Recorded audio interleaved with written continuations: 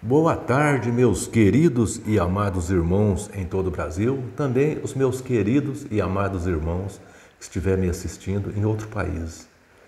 Uma ótima tarde para vocês e que Deus abençoe a vida de cada um de vocês.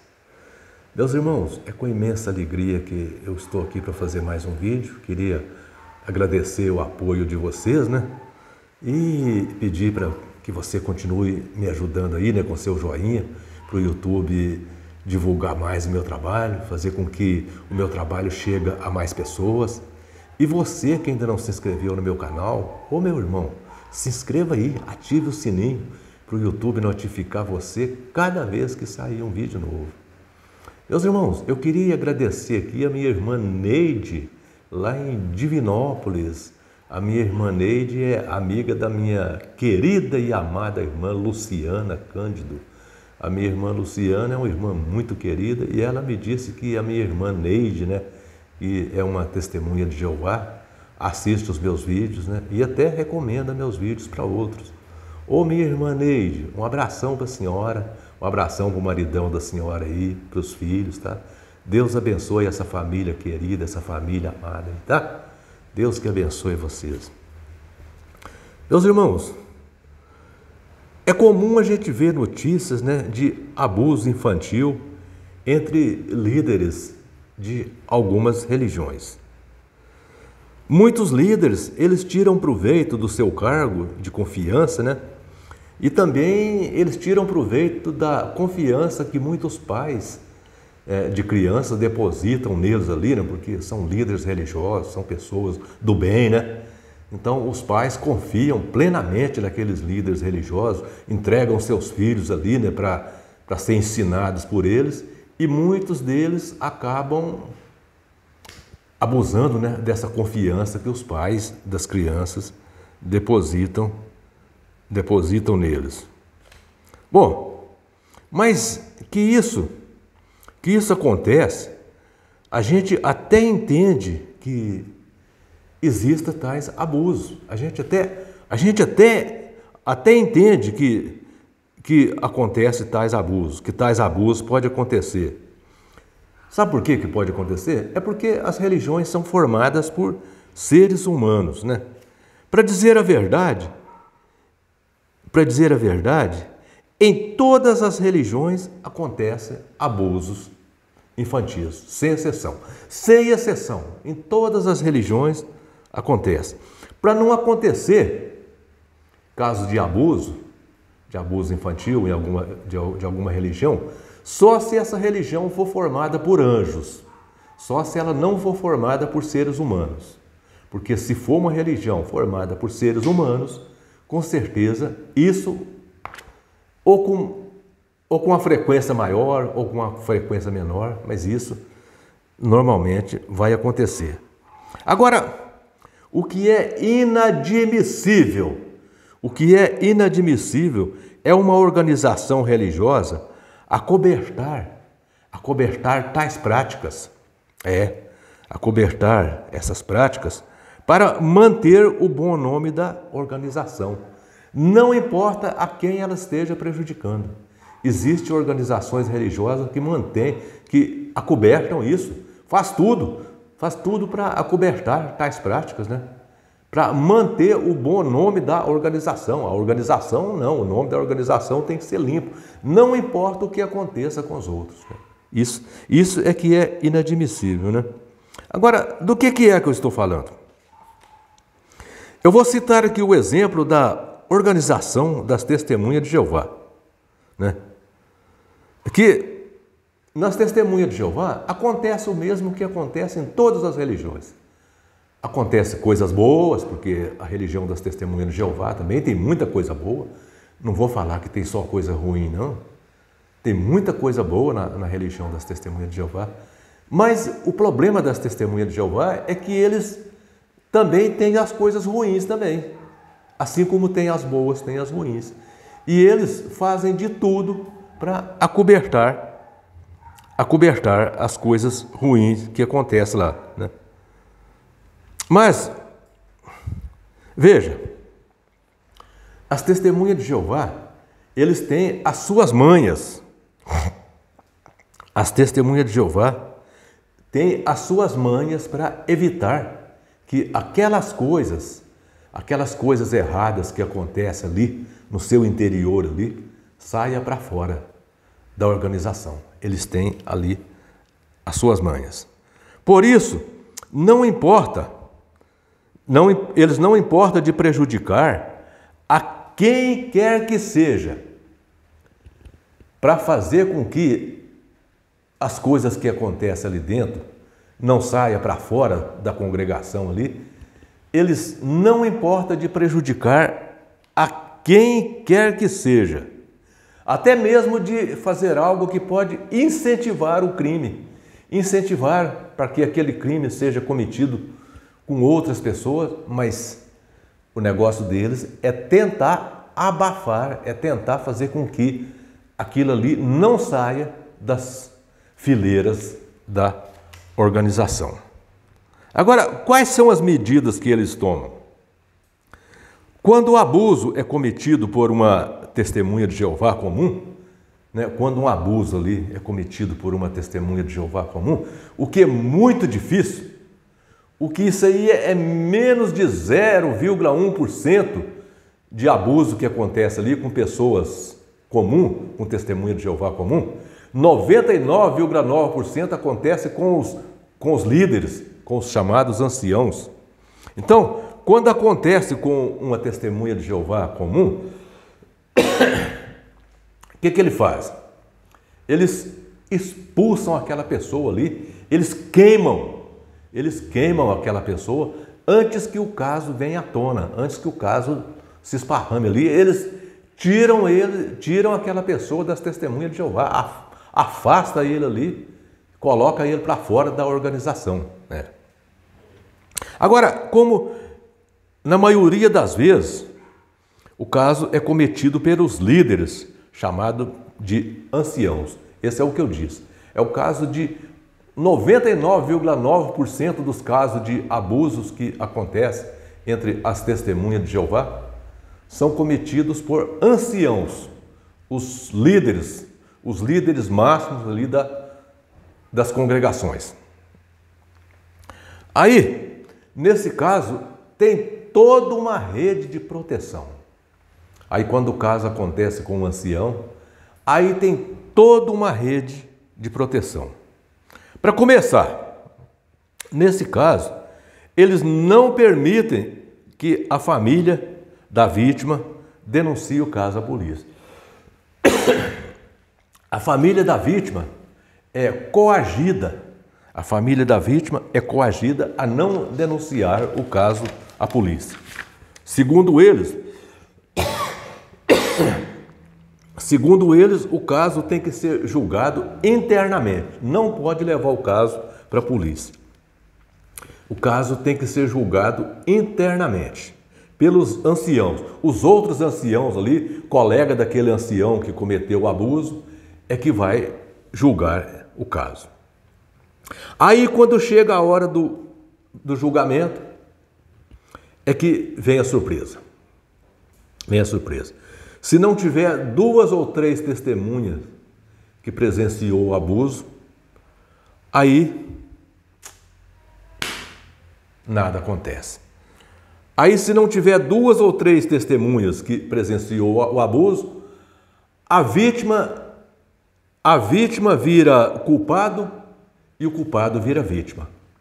Aí a vítima fica sendo culpado de estar acusando alguém sem prova. E aquele que estava sendo acusado por abuso se torna vítima porque está sendo acusado sem provas. Então tem que ter 2 ou 3 testemunhas. É como se uma pessoa vai abusar de uma criança e chega ali, chama uns colegas: ô, vem cá, vocês, vem cá, 2 ou 3 aí, faz favor de vir aqui, ó. Eu vou abusar de uma criança ali, vem cá, uns 2 ou 3 aqui para presenciar aqui eu abusar de uma criança. Qual é o idiota que vai fazer isso? Será que esses camaradas é trouxa? Será que esses camaradas são idiotas para fazer uma coisa dessa? É claro que não, né?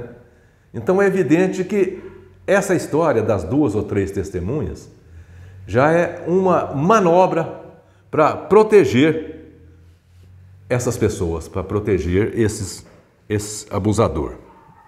Mas vamos supor que os anciãos chegam ali à conclusão de que aquele ancião é culpado, aquele ancião que cometeu aquele abuso. Vamos supor que os anciãos ali, os colegas dele ali, falam, não, ele é culpado, ele tem que ser punido, aí nós vamos puni-lo. Ah, meu Deus do céu, aí esse cara vai ter uma punição, aí sim. Aí esse camarada é punido. Aí ele tem uma punição severa. Ó, a punição dele é tão grave. A punição que esse camarada recebe quando os anciãos resolvem punir algum ancião que cometeu um abuso, a punição que ele recebe é tão grave que seria melhor se ele nem tivesse nascido. Seria melhor se ele tivesse morrido no ventre da mãe dele. Seria melhor se ele tivesse morrido no ventre da mãe. A receber a punição que ele vai receber. Porque a punição dele é grave. É verdade. Aí você que está aí sentadinho aí me assistindo, está pensando assim, você já começou a imaginar qual que é a punição. Você pensou assim, aí os anciãos colocam ele em praça pública ali e apedreja ele. Não, muito pior do que isso. Aí você fala assim, então não é isso não. Os anciãos pegam ele e jogam ele debaixo de um trem em movimento. Também não, muito pior do que isso. Aí você fala assim, então sendo que não é isso não, então os anciãos pegam ele, amarram uma daquelas pedras de moinho no pescoço dele e jogam ele dentro do mar. Também não é isso não.